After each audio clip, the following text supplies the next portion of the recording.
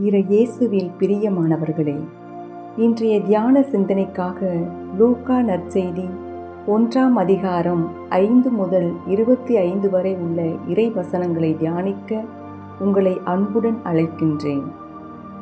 Zechariah Elizabeth தம்பதியினர் கடவுள் பார்வையில் நேர்மையானவர்களாய் தூய வாழ்வு வாழ்ந்தனர். ஆனால் அவர்களுக்கு குழந்தை செல்வம் இல்லாததால் மனத்துயரம் அவர்களை ஆட்கொள்ளவே இறைவனிடம் உருக்கமாக மன்றாடினர்.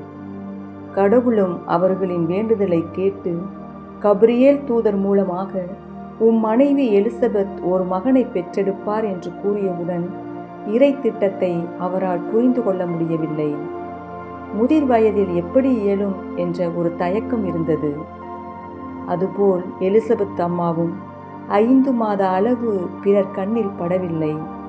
காரணம், அவரிடமிருந்த வெட்கம், அச்சம், பிறர் என்ன நினைப்பார்களோ என்ற தயக்கம் இருந்தது. அன்னை மரியாவை பார்த்தவுடன் அனைத்து விதமான அச்சம், தயக்கம் நீங்கியது. இறைவனால் எல்லாம் கூடும், அவரால் இயலாதது ஒன்றுமில்லை என்று உணர்ந்து கொண்டார்கள்.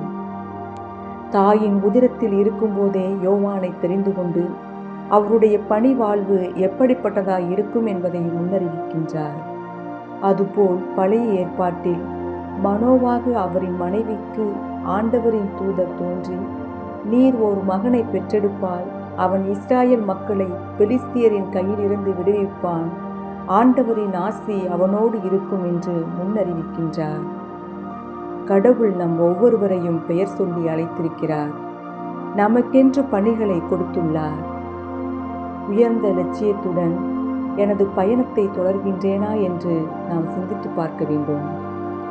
நம் வாழ்வில் பல நேரங்களில் பல்வேறு விதமான போராட்டங்கள், நெருக்கடிகள், இழப்புகள் ஏற்படும் போது சோர்ந்து போகின்றோம், தளர்ச்சி அடைகின்றோம். கடவுள் நம் ஒவ்வொருவரையும் தாயின் வயிற்றில் இருக்கும் போதே தெரிந்து கொண்டார். நம்மை அழைத்த இறைவன் என்றும் கைவிட மாட்டார். நாம் தூய மனதுடன் அழைக்கும் போதெல்லாம் நம் குரலுக்கு செவிமடுக்கிறார். கடவுள் நம் ஒவ்வொருவருக்கும் காவல் தூதர்களை கொடுத்துள்ளார். நம் வாழ்வின் வழித்துணையாய் நாம் செல்ல வேண்டிய வழிகள், பணிகள் தேர்ந்து தெளியவும், சோதனை தருணங்களில் சோர்ந்து விடாமல் துணிவுடன் வாழ நமக்கு பக்கபலமாய் இருக்கும் தூதர்களிடம் மன்றாடுவோம்.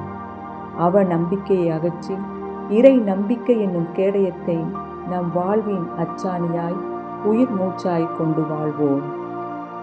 ஜெபம்.